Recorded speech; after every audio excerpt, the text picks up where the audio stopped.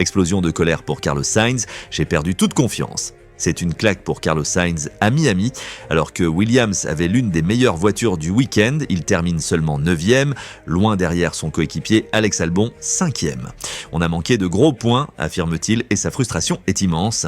La course avait mal commencé. J'ai eu des dégâts dès le virage 3, après un contact avec mon propre coéquipier, et ça ne s'est pas arrangé. Sainz a dû partir avec des pneus usés, 4 tours déjà, tandis que tous ses rivaux chaussèrent du neuf.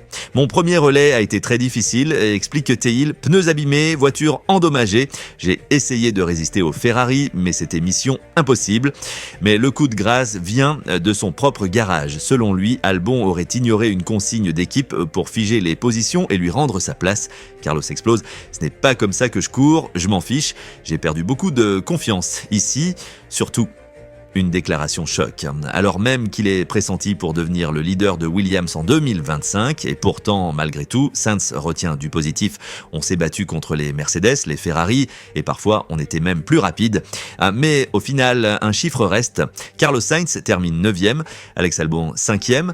Alors selon toi, Albon a-t-il eu raison d'ignorer la consigne, ou cela va-t-il affecter la confiance de Sainz envers Williams? Dis-le en commentaire. Et abonne-toi si t'es accro à la Formule 1.